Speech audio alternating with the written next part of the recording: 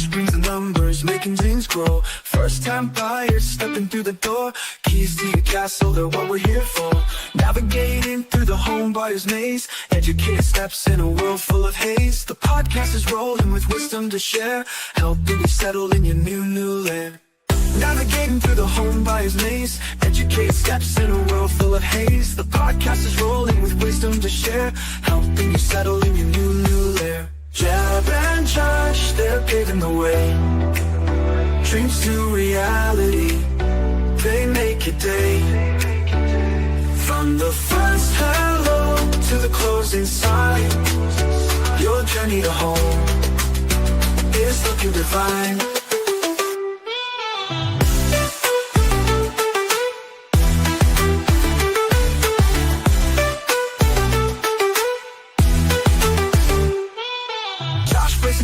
The numbers make sense. Jeb shows the vision beyond the white fence. Teamwork like this is rare to find, helping you leave all your doubts behind. They talk about homes and talk about life, cutting through the stress and the buyer's strife. With every word they light up the spark, guiding you through when the road feels dark. Jeb and Josh, they're paving the way. Dreams to reality, they make your day. From the first hello to the closing sign, your journey to home is looking divine.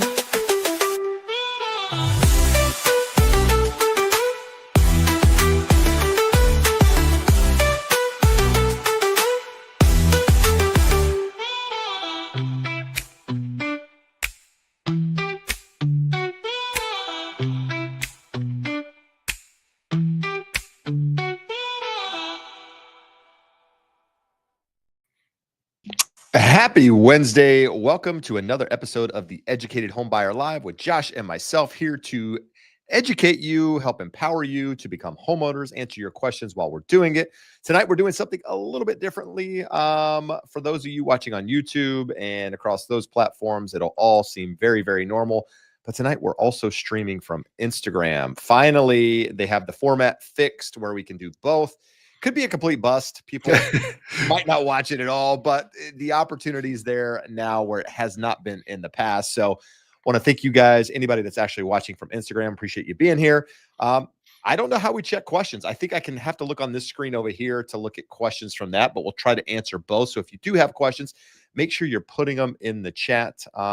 Typically how this whole show goes, so we start with some charts. We update you on what's happening in, the real estate market, in the mortgage market, rates, interest rates, Trump's policies, that sort of thing, whatever is impacting the market, so that we can have educated home buyers. So with that, let us know where you're watching from. And Josh, before we get started, is there anything that you want to get off your chest this evening? I don't know whether I feel like I'm in the Brady Bunch or in Hollywood Squares over here on the vertical. I feel like we should be doing the goofy jokes. Yeah, we're looking at each other and making goofy. It's always opposite of what you think, though. It's like, except for the up and down is easy. No, good stuff. So let's do this. There's a lot of talk at the moment about Trump's new solution, if you will, for housing affordability, being a 50-year fixed mortgage. You and I recorded an entire podcast on it today. It'll be out next Monday on the Educated Homebuyer podcast channel, as well as Spotify, Apple, all that good stuff. But let's start tonight, Josh, and just talk a little bit about it. A lot of people, mortgage, real estate, have opinions on it. Kind of a quick synopsis. What do you think? We can throw charts up here as needed, but where do you want to start? It's kind of a giant nothing. There's a reason why. Here, if I were to boil it down to one thing, there's a reason why the 30-year loan is the most common. It is much cheaper than a 15-year, yet it's still not 50 years. It's short enough that you're making progress. Even though in the early years you're paying the majority of interest, you pretty rapidly start making progress and can see equity growing in addition to appreciation just from principal pay down. When we're talking on a $400,000 loan, picking up $150 of payment savings to add 20 years onto the loan, I start looking at this going, there's better ways of doing it. And that's before we even get into the fact that this is the government putting their finger on the scale over there and saying, hey, we have a supply problem. let's increase demand or by improving affordability in a sort of roundabout way. Right. So So I there's don't love it. no, so there's a couple of things you said there that provide a little bit of context. You said $150 savings, right? That's on a specific loan amount, which we're going to discuss here in a moment. For larger loan amounts, the saving is going to be higher, but the interest that you're going to pay over that additional 20 years is also going to be a lot higher. And we're going to give you some examples here in a moment of what $400,000 loan looks like. Now, for us in Southern California, most of us have considerably higher loan amount than a $400,000 loan. So the savings are going to be greater. The interest that you're paying is going to be greater, but you also said something about potentially pushing off principal or paying down the balance until later in the loan.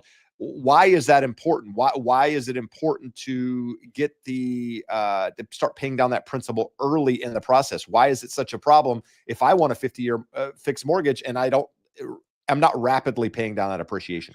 There's not a problem per se. I mean, there are interest-only loans. People take them for a reason. I have an interest-only loan on one of my properties, and that's for a very specific reason. So there's a time and a place for everything.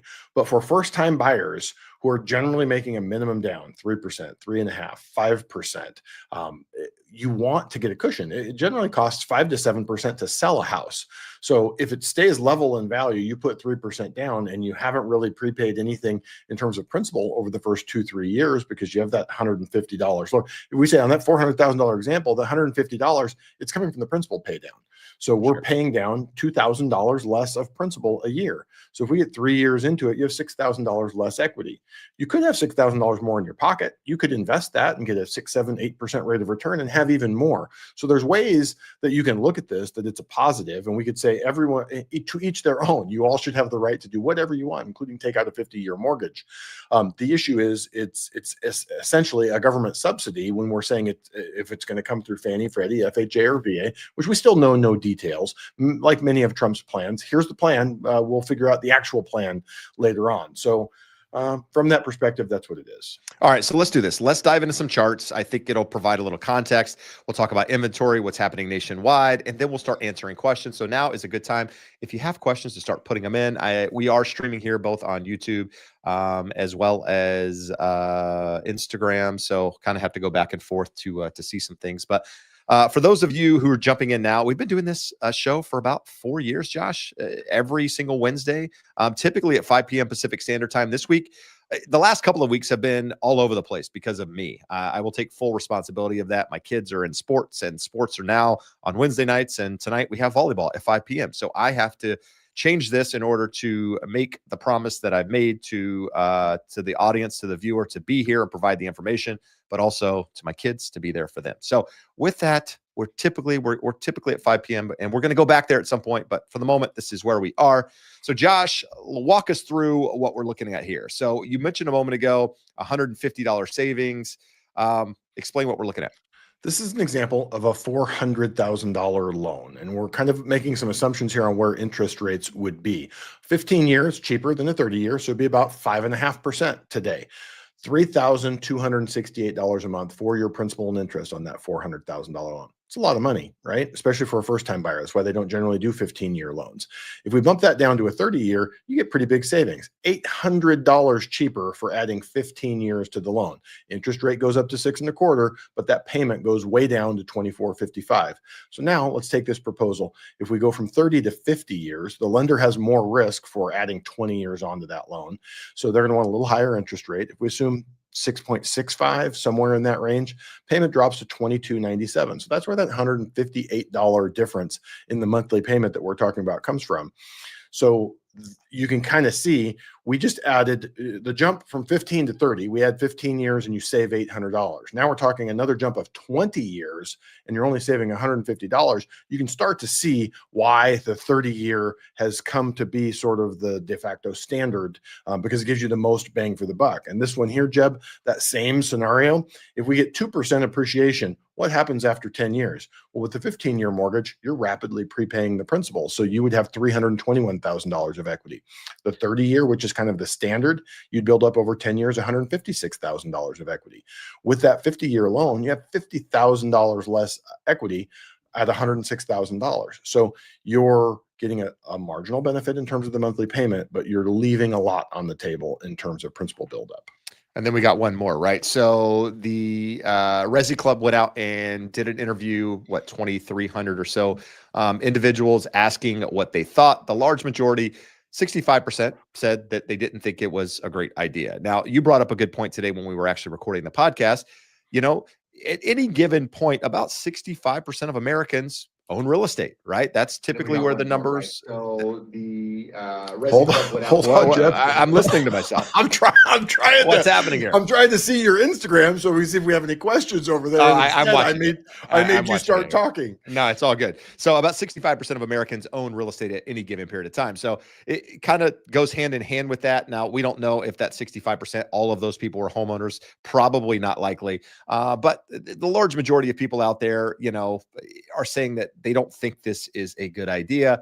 And at the moment, it's not on the table. I mean, well, I guess it's kind of on the table, more up in the air than anything else. And it's going to take some time before this is there's any sort of progress made on this. But we did go in detail on the podcast. It'll be on Monday.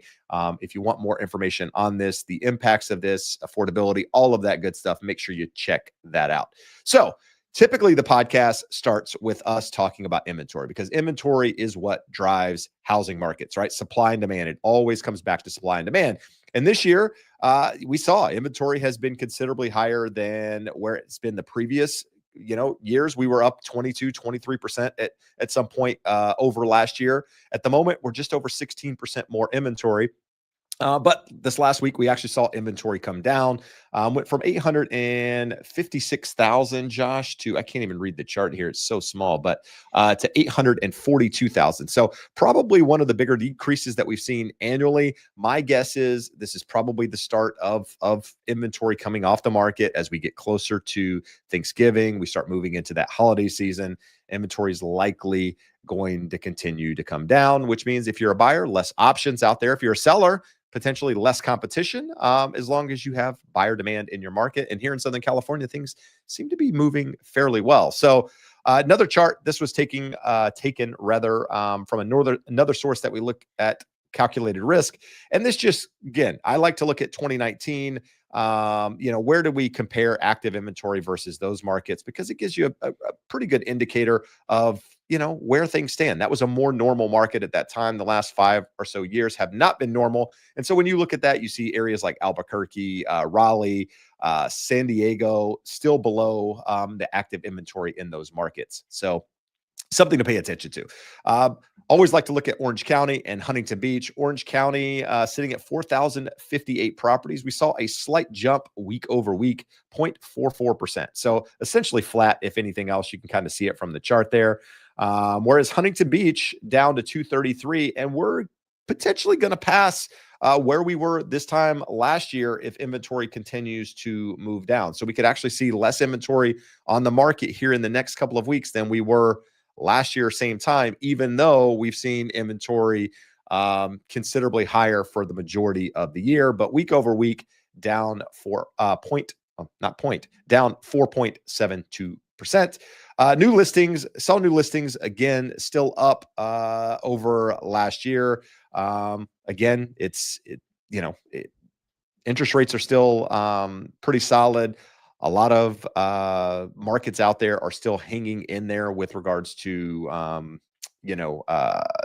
what's happening with buyers and sellers and buyer demand. But understand what we always like to talk about here. Context is very, very important. Last year, as you start moving in this time of the year, the numbers are really, really low. So to get a positive year over year reading doesn't really mean a lot, just because the baseline is so very low as you start to move into the holiday season. But then when we compare it to 2019, we are seeing, most markets compared to 2019, when you look at new listings for this time of year, are still down as to what you would see during that period of time. Whereas year over year, a lot of those markets are up.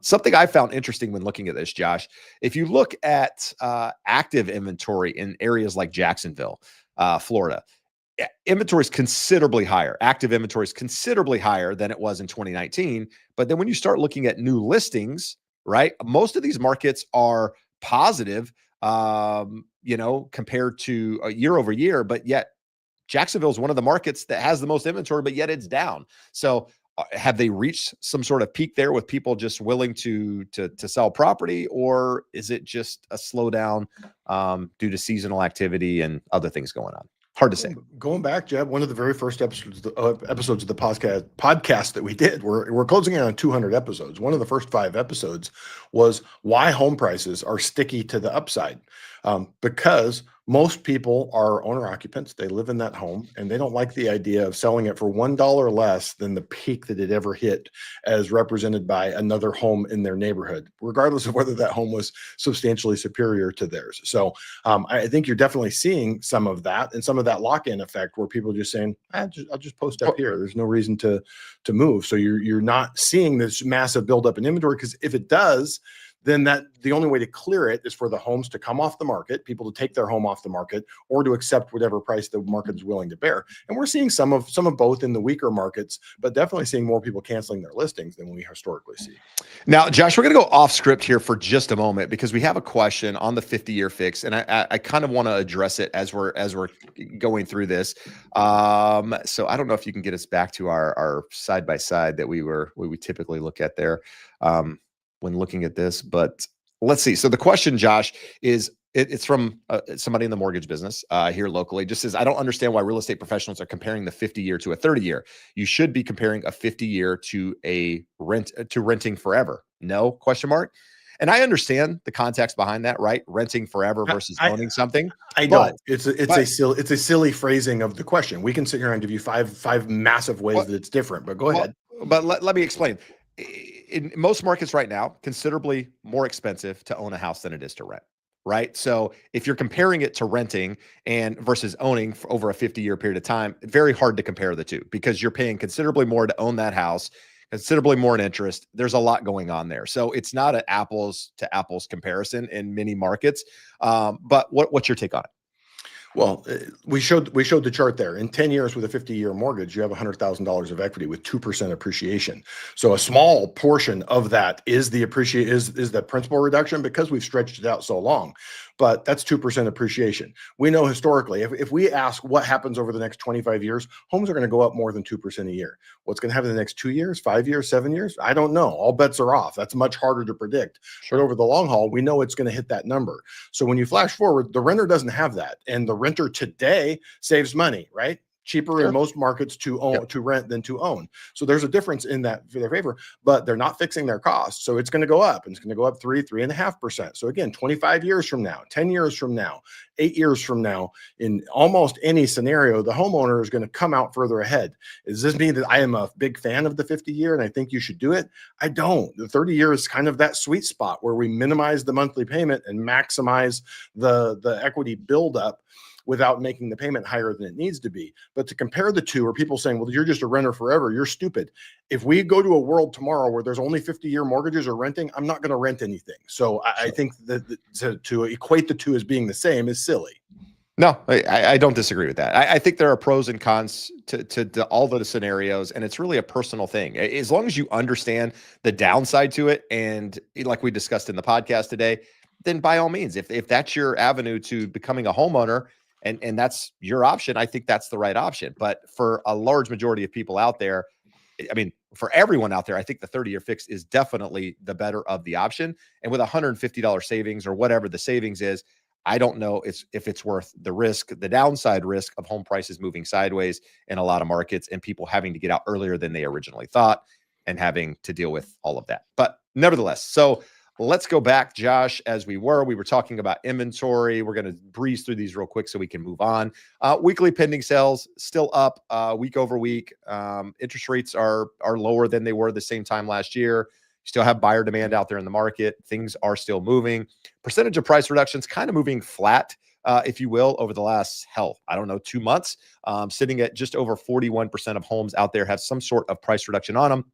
It's always important to note when we're talking about this, that a price reduction means very little, because prices could be priced high to start with. So just because a property's had a price reduction doesn't mean really anything to some degree. I mean, yes, there are a lot of homes out there that need price reductions that, have been sitting on the market for a considerable amount of time that probably are priced closer to fair market value, but there's also a lot that aren't. So take that with a grain of salt. Find a pro in your market that understands what's going on, have them run comps. That's really the solution to the idea of some sort of a big discount coming to the market. So spreads, Josh, we've talked about it, continue to come down.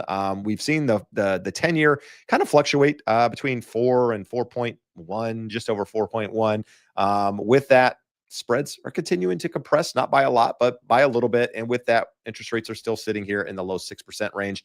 Nothing much to talk about on that front. But let's talk about this, Josh. Housing essentially becoming less affordable for first-time home buyers.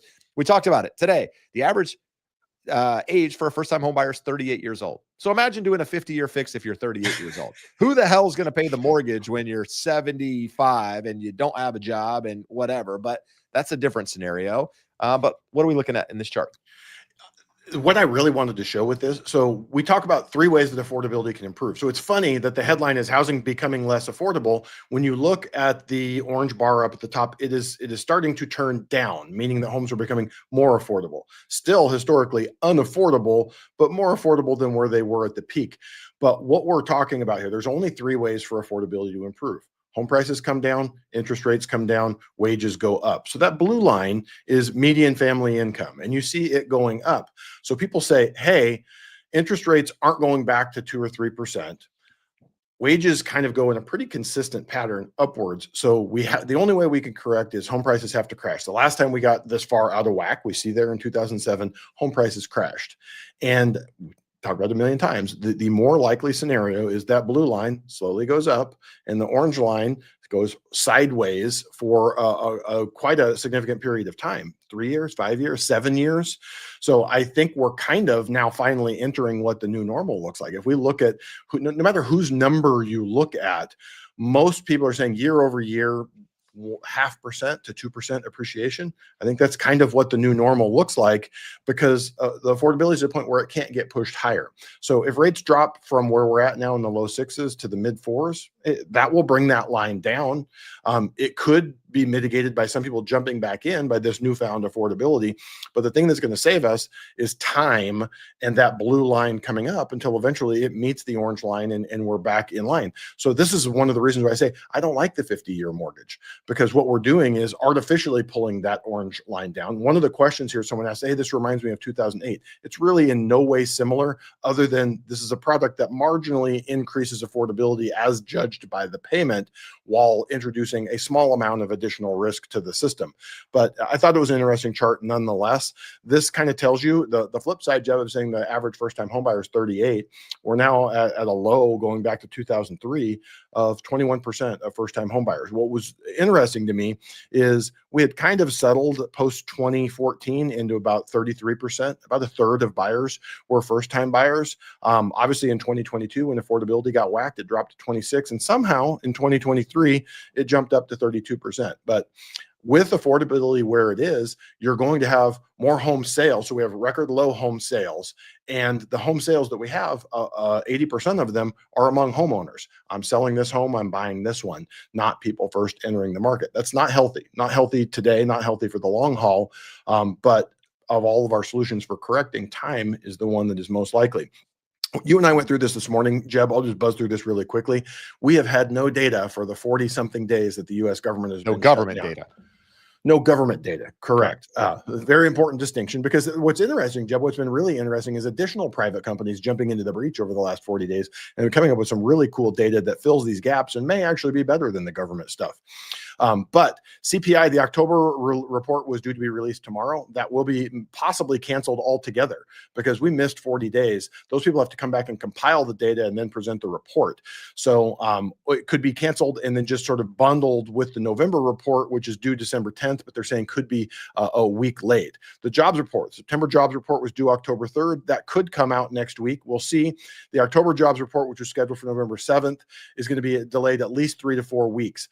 The reason why these timelines are important is we get the final Fed meeting of the year, December 10th, and they're unlikely to get much, if any, of this data prior to then. PCE, the Fed's favorite measure of inflation for September, was due October 31st, but will now likely be released in late November. The October report, which was due November 26th, will likely have a delay as well. So the bottom line is, at that next Fed meeting, the Fed's going to be having partial data at best and rushed data. So they probably get this data, Jeb, before you and I do, before it gets released to the public. So hopefully they're getting a preview and a look at some of this.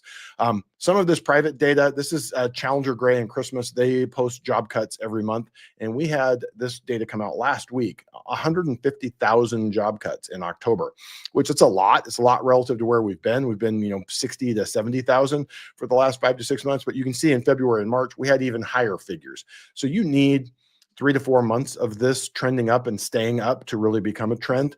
This chart, Jeb, you may look at and say, Josh, you put the dumbest chart I have ever seen into our slide deck here. No, you've done worse. It's 2 boxes. We can't learn anything from 2 boxes. This is actually a really cool report. ADP, in addition to their monthly report, has started doing a weekly report, and there's a lot of noise in a weekly report. So that weekly report is a 4-week moving average. So last week it showed that we had almost 15,000 jobs created monthly on a 4-week moving basis. And this week it went down to 11,000 lost. That's a $25,000 difference in 1 week. In the last week, Jeb, the only thing that happened is 1 week of data fell off and 1 week of data came on. For it to move that much in 1 week, last week was really bad data. So it's showing the more recent data is much worse than where we were even a month ago. Always want to keep an eye on inflation. The only good look we've had at inflation is Truflation. Last week, this was at 266, so we're down to 255. It's volatile. It's noisy. It is still clearly trending up if we were to put a trend line on there. So we would love to see that get back down under 2%. What is this telling us? December 10th Fed meeting, we are now down to a 60% chance of a cut. Last week, I think it was up at about 62%. So I don't know. If we don't get some additional data before that December 10th meeting for them to sink their teeth into, very easy for them to say, we're going to pass and just. Well, there were a lot of Fed members out today in the market speaking about, because they're getting ready to be on their little hiatus here and not be able to talk to the media. And so all of them were out and doing their thing. And there's a belief that, hey, listen, we should pause until we get more actual data out there in the market. So, if you look at the Fed, you would think, hey, that's probably the case. December 10th might not actually bring what we thought it was, which is another Fed cut. But then when you look at people placing real bets in the market and the Fed probability, 60% of the market still thinks that there's likely a Fed cut coming just based on the data that's already being provided. So continue to update you guys as we get that data. But at the moment, it's there. And for those of you listening thinking, okay, so they're going to reduce in a quarter, that means interest rates come down a quarter. Not how it works. Remember, we're already talking about this. The market expectation is that that's going to happen at the moment. The higher probability is that there is a cut. So kind of already priced into the market, right? If that probability starts to move, chances are you see interest rates probably trend up just a little bit because it's going to take away some of what's already built in there.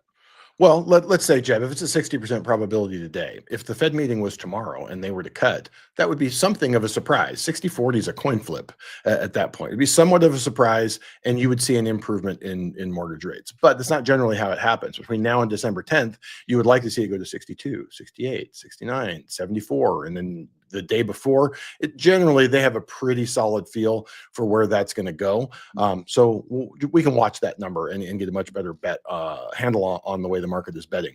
So our down channel here that is going back all the way to like late May, early June, Jeb, was breached last week, and was kind of worried that we were going to run up to that 418, 417, 425 level, even if that were breached. We are barely back inside of it as of today, and that was largely based off of that ADP data. It's the only good data we've had to sink our teeth into, and the market goes, hey, maybe the employment market is worse than what we think it is. So day over day, some nice improvement in interest rates. Week over week, most of that just came in the last day. So really, day over day, week over week, even month over month, we've been pretty flat. Not a whole heck of a lot of movement since that last Fed meeting, but the year over year is kind of important here. Look at 30-year fixed conventional, 0.75% lower than where it was this time last year. They've got FHA and VA at 40 basis points, so 0.4%. I would have to take a look and see how they're compiling that. They should be very similar. But anyway, you cut it 0.5 to 0.75% better than where we were last year, which does improve affordability, even though it's only marginal. And it does kind of put a floor underneath the market, which is kind of why we're seeing this stagnation just slowly moving forward at a small amount of appreciation. All right, good stuff. So if you're buying, you have questions about the pre-approval process, looking to find a real estate agent, there is a banner that is scrolling on the bottom of the screen there. You can click on it, get in touch with Josh and myself and the team here, and we can walk you through what that process looks like, guide you in the right direction, right? The goal here is to buy right, borrow smart, and ultimately build wealth. So tonight, Josh looks a little bit different in a couple of different ways. For one, that banner scrolls at the top on Instagram, which is really weird. But we're streaming to Instagram for the very first time. This show, from this point forward, what kind of provides the information now that we've gone through charts is the questions that come up. So we're streaming on YouTube. That's a primary platform. It has been for the last couple of years. And that's where the large majority of people tune in. But for those who are watching on Instagram, we appreciate you. But what we're going to do is start answering some questions. If you have questions, let us know. Instagram, we can actually hit the questions and pop them right up on the screen so you see what we're talking about, or at least I think we can. It should stream to Instagram as well. But as far as YouTube, you'll see it like normal. So, Josh, let's dive in, and kind of go through the list here. Do you want to give first word of the day to the first comment on the Instagram feed? Let's see. I don't know. We had some earlier, but we kind of addressed a lot of them around the 50-year fix. So I think we're good on comments there, on questions at the moment. Let's just, Charlene Shirley, we can't throw it on the screen, says, a newbie here, passionate about real estate investing. I heard the 50-year will slow equity growth. We went through that. The charts definitely bear that out, but I just wanted to give her a shout out for being the first commenter over there. There you go. Good stuff. Good stuff. All right. So, Mr. Josh, we got some starred comments here. All right. So there's a lot of talk at the moment out there about credit scores, right? So FICO is no longer the only model. Vantage Score is making its appearance here shortly. But there have been some changes to FICO. There have been some changes in Fannie Mae guidelines. At least I think are coming. I don't know if they've actually come yet, Josh, where DU no longer requires a 620, right? Is my understanding, something along those lines.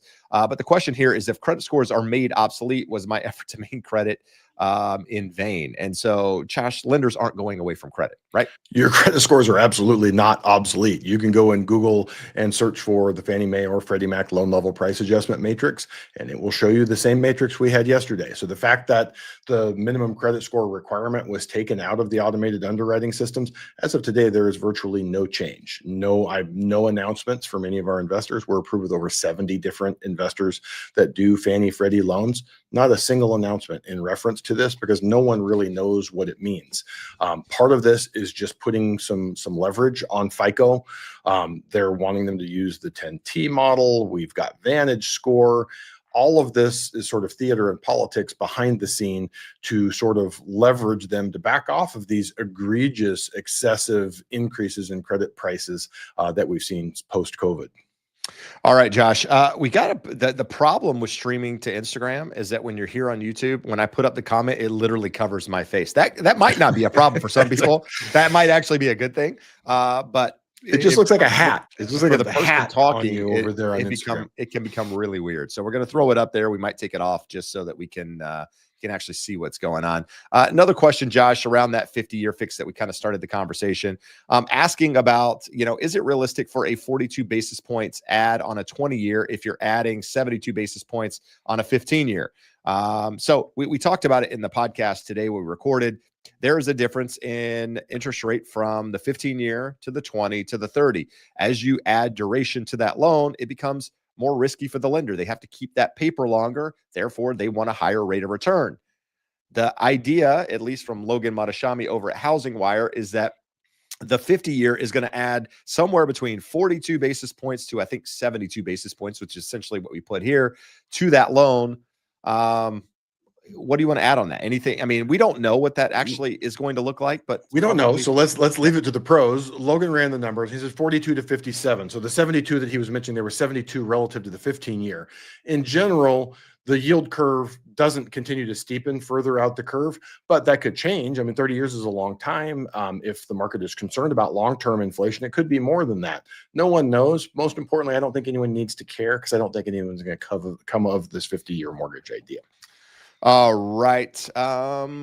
Let's see.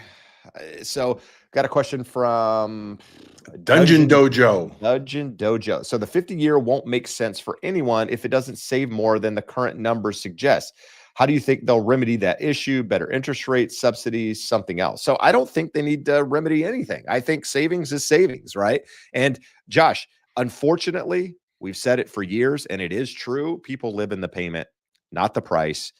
Not even in the terms, so to speak. There will be people that take the 50-year loan if it's made available, take the savings, move on, and maybe do well if they own it long term. Maybe pay some consequences if they don't, just because of the lack of interest and principal being, or not the lack of interest, the lack of principal being paid during that period of time. But any thoughts you want to add on that? The only way to make it go away is subsidize it. The government has to force the price lower. So this is a bad idea, for the million reasons that we've discussed earlier today on the podcast, here on the lead into the live. It's a bad idea. It's not going to go anywhere. It doesn't have any support from politicians, from the public. I don't think anyone other than just a first-time buyer who's completely priced out of this market is thinking, yeah, I want that. No, absolutely. So the question is, when are we going to get over 200 concurrent viewers? So Sam, back in the day, that was a small number back in 200 was our low. And we've fallen off the wagon. We're no longer a COVID time machine when everyone loved real estate. We're no longer interesting to the market, and we've answered every question out there. So no people don't find us valuable anymore. So therefore we are we don't get the views that we once did. But anyhow, we appreciate you being here, appreciate the support. If you're finding any value, make sure you hit that like, subscribe to the channel if you haven't done so already. If you're on Instagram, you can do the same thing. Hit the thumbs up. No, hit a heart. That's what it is. All right. Okay. So a lot of questions around 50-year fixed mortgages, Josh. If a middle-aged person chose to use a 50-year fixed mortgage, what happens if they pass away before the loan is paid? Are they passing the mortgage on to their child or their children, rather, if they have any? So it really works no difference than if somebody gets a 30-year fixed mortgage and they pass away, right? Make the question more universal. I did a refinance last summer for a couple. They were 78 and 79 years old. They did a 30-year loan. Probably not going to make it to 108 and 110. Yeah. The lender doesn't discriminate based on the duration of the loan, unless it's a land lease or something like that. And that's not really discrimination. That's just protection of themselves, because they're looking at the ability to repay, right? Down payment, credit scores, all of that good stuff. And at the end of the day, if they were to pass away, the property doesn't pass along and gets foreclosed upon, the lender has hopefully done their due diligence and able to protect themselves and not walk away upside down on that investment. So, but at the end of the day, does not matter in that scenario, one way or the other. Sometimes heirs have this question: just what happens? Well, you inherit the property, but the debt is tied to the property. It doesn't become your debt. If you don't pay it and it goes to foreclosure, that's not against you, it's against the dead person. But it's still a debt against the property. That is the purpose of a mortgage or a deed of trust. It's to tie that debt to the property. So you can refinance and pay it off. You can sell and pay it off. You can take money out of the bank and pay it off, or you can let it go to foreclosure. Your call. All right.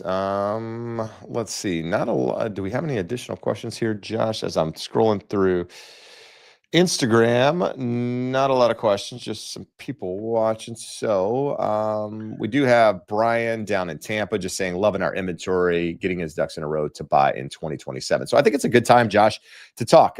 So Josh and I, last year, we did 2 home buyer workshops, webinars, if you will. And from those 2 workshops, 7 people that went through it. I don't know how many people went through it total.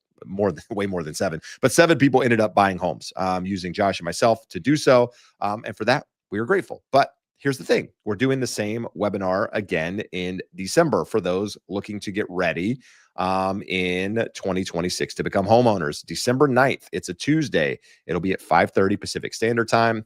It'll run roughly 90 minutes, typically probably a little bit shorter, but we'll take some time for questions. And this will walk you through what it looks like to buy a home. In 2026, we'll kind of go over the pre-approval process, what lending looks like. We'll talk about the home buying scenario as well, kind of walk you through the pieces of the puzzle there. So you'll leave with some basic knowledge. It's surprising how many times, I guess it's not surprising. I do this every day, so I forget that most people don't understand this, but people ask, like, what does this look like? What am I supposed to do? Where do I start? Sure. And this is really what that's about. So the easiest way to get there, I don't know if we have a link on the screen, Josh, but it's theeducatedhomebuyer.com. So theeducatedhomebuyer.com/workshop will bring up the landing page.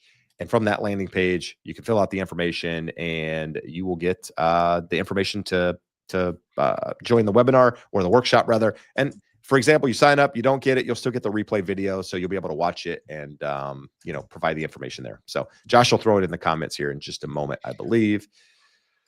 I'm going With that, Mr. Josh, I'm going to get her on a scroll for us. Josh, I want to take a minute here and talk about this because this is something that keeps coming up a lot. I had a conversation with some first-time home buyers the other day. I was telling them, hey, you need to go through the pre-approval process, right? They're early in the process. They're not really in a hurry. And they're like, well, we kind of know where we are. And I'm like, okay, tell me what you mean. And they said they knew their credit scores. Hey, I'm in the 700s, low 720, whatever. What are you using? Well, I've got different things that I look at. My credit card, I've got access to Experian and all these things. That's a Vantage score model, Josh. So explain the difference in what a lender uses presently versus what you're able to see when you look up these different credit modeling on different websites that you have access to. How is your system different? They're truly different algorithms. Even within Vantage Score has a mortgage model that we're going to be using once it gets rolled out at some point. They were saying hopefully by the end of the year. We've got 45 days before the end of the year. I don't think it's going to happen. But there's different models. So within FICO, 30, 40 different models. Within Vantage, 30, 40 different models. The ones that are made available cheap or for free, so whether it's on your credit card, Credit Karma, any of these, is just a lesser model. It's a lesser algorithm. So the best example that I can give, I don't have any tie to this, but I use Experian for my monitoring, and you can monitor TransUnion and Equifax through Experian. But when you look at it on your Experian, you can go and it will show you all of the models. There's like 5 or 6 different credit card models. There's 3 or 4 different auto models. There's a few different mortgage and rental for renting a home models that are just cheaper and better and easier to get. And there's a pretty wide range. And for whatever reason, the mortgage models seem to have the lowest scores. Whatever they're weighting, whatever they're looking at, generally a little bit lower. The higher your score is, the smaller the delta between the mortgage score and one of these lesser scores. If you have a 650 score, you could easily have a 605 or a 610 score when you look at the mortgage models. When we look at someone with an 800 credit score, probably still going to be pretty darn close to that, although 5 to 10 points lower. So I don't know if that helps, but that's the differences there. All right, good stuff. So I happened to scroll across something, Josh, today prior to getting on here. I didn't have an opportunity to dive deep into it, but there's a question kind of along the same lines, or asking the question of what I saw, and it's thoughts on President Trump's new plan of a portable mortgage, essentially being able to take your current interest rate and terms to a new home. I haven't read on this. I don't know the details of what he's suggesting, but what I can tell you without even reading or knowing the details, if I'm allowed to take a 3% mortgage on the current house and buy a bigger house, a bigger mortgage, and take that same loan to it, which I don't know how you would do because of the servicing rights and everything else that's involved here. That seems like just somebody throwing things around that don't truly understand how this works. But if that's the case, I'm telling you right now, prices would go up considerably because it would allow so many people to get out of their current situation, buy the more expensive house that they're wanting to buy already, but they're not doing it because their interest rate is different. And so it's a whole different scenario. Apparently, I'm just contrary, because the first thing I want to say, Jeb, you're wrong. And then I start thinking about it. I look at my situation.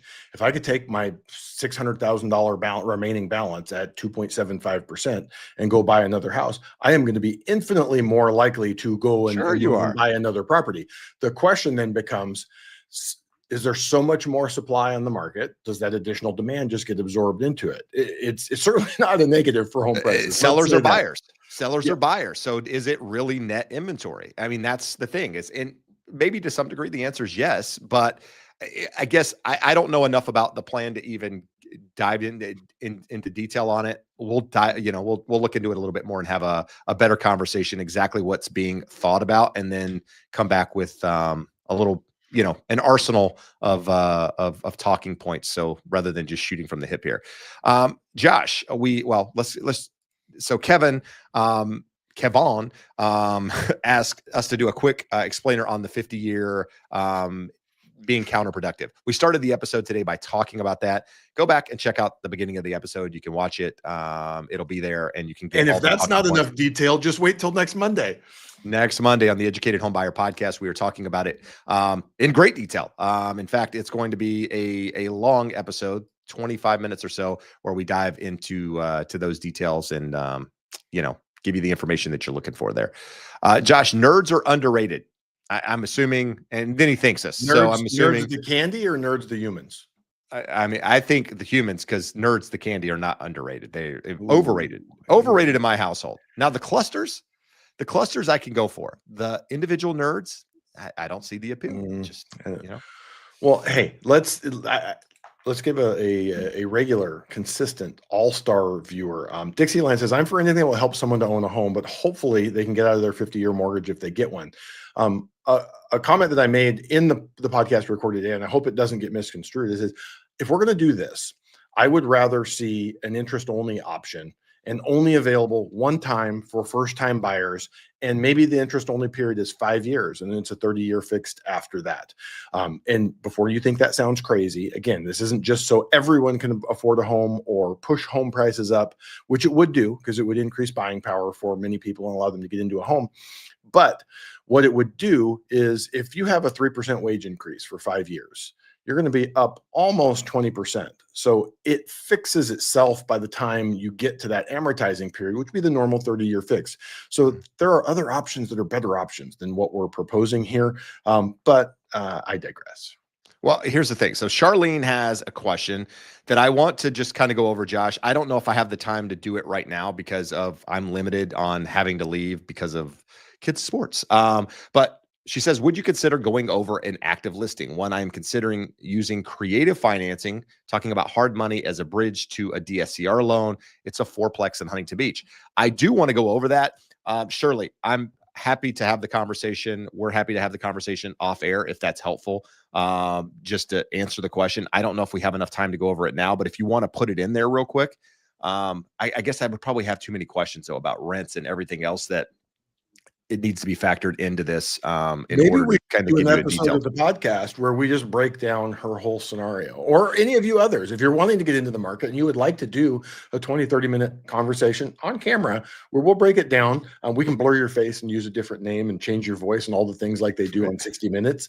But I think people would like that, like to see what that process looks like for everyone. All right. So Charlene, send us the information. You could do it outside of this scenario, just so people don't have the personal info of everything that you're doing there. You can send me a DM. Happy to have the conversation, or you can call us, information's there online. So Josh, a couple questions before I have to jet. Omar says, if I want to buy an owner to owner property, is it safe to basically get a real estate agent? Do I need an agent to represent myself if I'm just buying somebody's house down the street? This is going to sound very self-serving. I would say yes, in most cases, unless you understand disclosures and paperwork and that sort of thing. If you do, or you can have an attorney or even an agent review them, then you're probably okay. But you do want some protection, right? You do want disclosures filled out. You do want some due diligence done, just so that, I's are dotted, T's are crossed. You're not buying something. But importantly, home inspection still needs to be done. You still need to review seller disclosures. If there's an HOA, you still need HOA docs. Depending on what you're buying, potentially an appraisal. So there's a lot of things that go into the home buying process. A lot of things people think, hey, Jeb, it's your job to find me a property. That's not my expertise, guys. My expertise is once you find the property, that's where my expertise is, helping you negotiate, helping you look at things, helping you make a decision on whether or not it's the right opportunity and the right property for you. So Omar, depends on your scenario. But I would say more often than not, try to get somebody there to that at least understands the process to take you through it. And if you're doing a for sale by owner in any situation, you still need the stuff that we're talking about here, guys. It's important. There's a reason this stuff is done. It's there not only to protect you, but it's there to protect the seller in some cases as well, because if something happens, you go back and sue the seller and, something wasn't disclosed. It's litigation. It's, I I go know ahead. you got to run, but what you were saying there, litigation wise, I'm going to give you the perfect example. I was just up at my in-laws this summer and they said, "You're not going to believe this." And we look across the street, there's a house over here. We look across the street, there's a house over here. And the parents owned this home and they built this one over here for themselves. And they sold the home to their kids for sale by owner. No contract, no inspection, no appraisal, no lender. They carried the paper on it. The kids never made a single payment from 2019 to today. And you're like, dirtbag kids, you haven't heard the beginning of it yet. The kids found out that the home was built by the parents and didn't have a proper foundation. So now they are suing the parents for $500,000 What are for we getting talking about? the house and carrying the financing and not getting a payment over the last 6 years now. So that is truly like your worst case scenario. And you would think that the risk would be to the buyer, but no, in this situation, the risk was to the seller for their dirtbag kids not making any payments for 6 years and then suing them because they can't. What they did, Jeb, is they wanted to put a sign in the yard. They did put a sign in the yard to go and sell the home.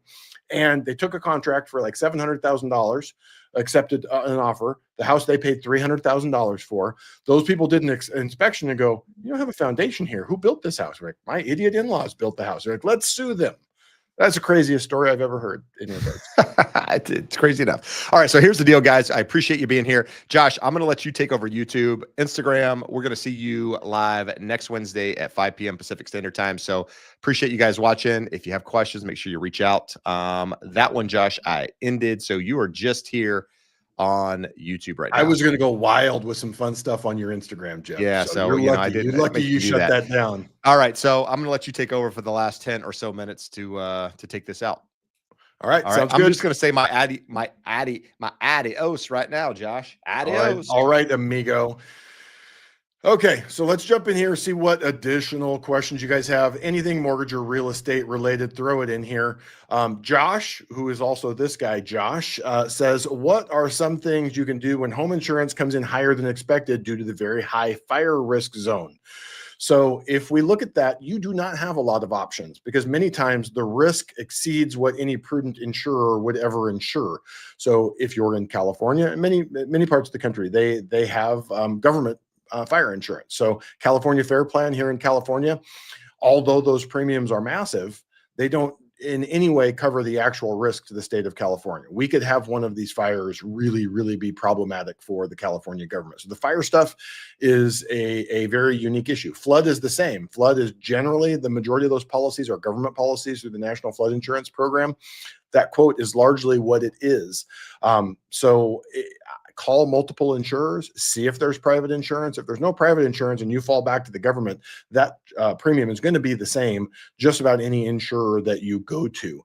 So if you can get a private policy, definitely check it all out and check out multiple options and see what you can do.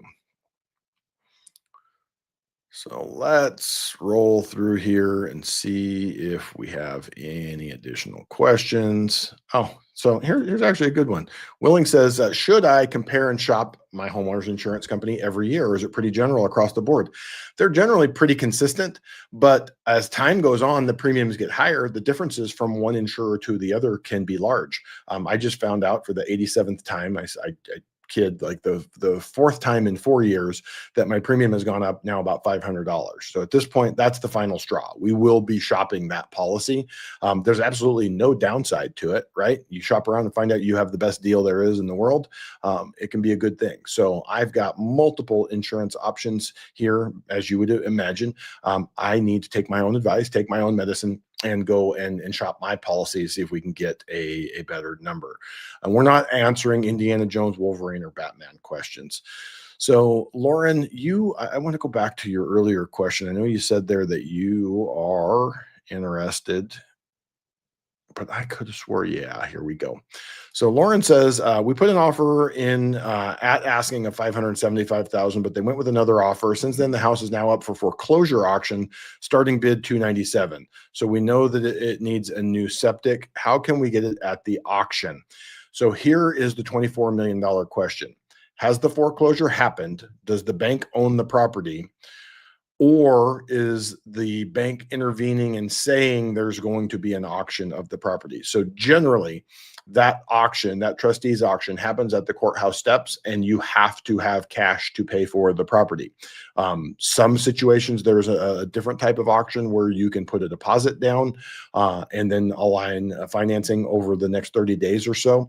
But those are few and far between if it's truly just now going to foreclosure and you're wanting to bid at the trustee's sale. So if we're looking, I don't know anywhere that home prices are down 50% in the US. So if that 297 could tell you a couple things, those people that went over and bid over, when you guys over asking price, when you guys missed out on it, they could have put a large down payment. Oftentimes that starting bid is how much is owed on the property. So they may owe 297, and that's just where they're starting at.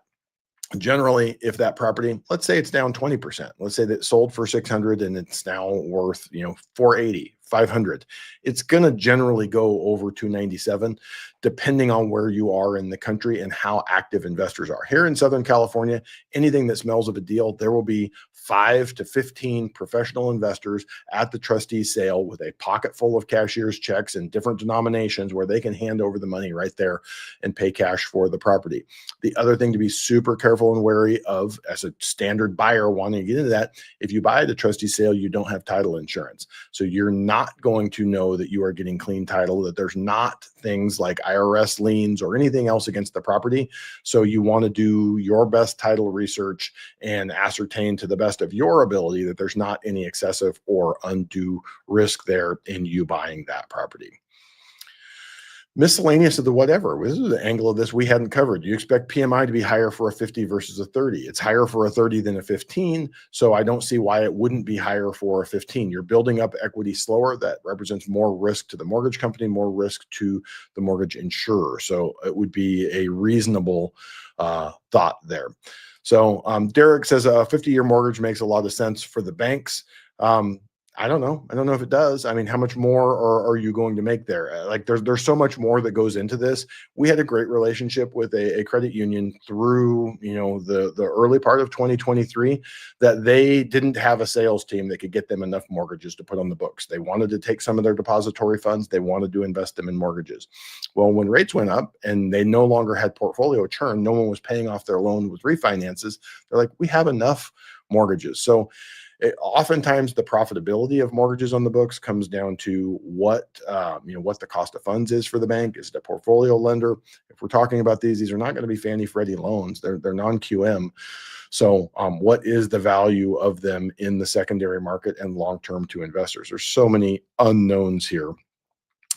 Steve, we kind of at the counterpoint here, 50-year could be a good option if you use it wisely. If it helps you qualify for a more expensive property than your current conditions allow, you could always refi as your earning power increases. That's absolutely the thought there.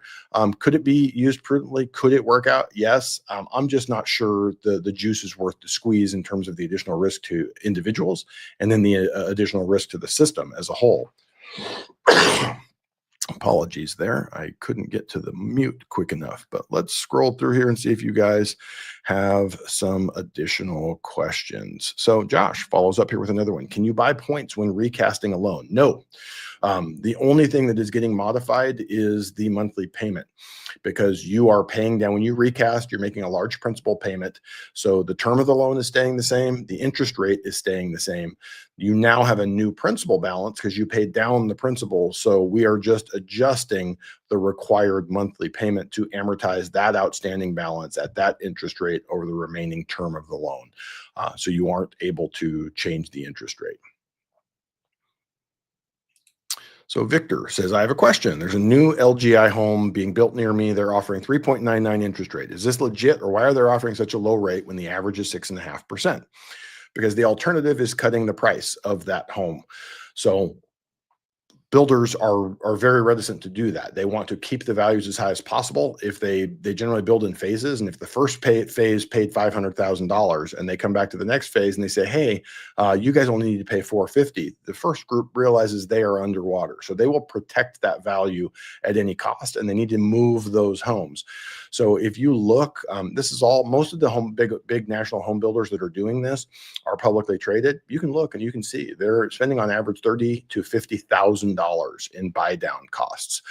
The average that I saw from one of these builders recently was 5 points in cost to buy that rate down. So again, they have a large margin in these properties.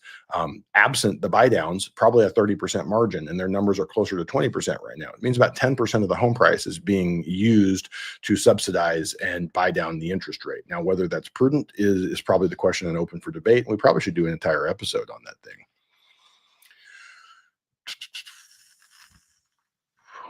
So I think we had another one here, and I am missing it now. So Willing has another question. Willing's in the mortgage business, for those of you who don't know. So do you believe in split PMI option, more down upfront to have lower monthly to help with the DTI? On conventional loans, you can do a split premium mortgage insurance. So you can pay it all in cash up front, a point or two, and have no mortgage insurance. You can pay, 1% upfront and reduce that mortgage insurance significantly. So there's definitely some options there. If you're tight on DTI, if you have some income that can't be documented or used for qualifying, you had a second job for 8 months, can't be used for qualifying. So you can afford more. There's definitely some things that can be done with mortgage insurance to help you get in and meet the debt to income requirements. So what else? What else do you guys got? Hopefully I haven't missed any. If I missed a question, feel free to throw it in here. Steve, just with a comment here, seeing softening in home prices, is this seasonality or a sign of things to come? None of the data supports that nationally. With rates improving over the last couple of months, the market is firmed. Does that mean the market is strong? Does that mean we are seeing home prices increasing, increase in home sales? No, it just means that it is firmed from where we were seeing in the spring when rates were much higher than what most people expected and affordability was strained. Now, there are certainly pockets around the country, Gulf Coast states especially, pockets of Texas where you are still seeing softening. But generally, most of the country is slightly better than where we were 60 to 90 days ago with interest rates a little bit higher than where they are today. All right, guys, we're going to let Willing have one more question. If no other questions come in, we're going to wrap it for tonight. Willing says, how is it possible for an appraisal to come in $200,000 below the cost to build on a construction loan? Contract, building plan, and specs were given to them, yet it came in $200,000 less. A million different ways this could happen. They could have overpaid for the land. Maybe the land wasn't worth what they paid for it. The easiest one is over improving the property. If you go full Trump style and gold plate everything in the house, and that's not what the market wants right now, you could have spent a lot of money constructing that home, and the market just does not see that value in there. So that is all we've got for you guys this week. Show up next Wednesday. We'll be back here with a new set of questions, new set of slides. We'll go through all the data. Until then, adios, amigos.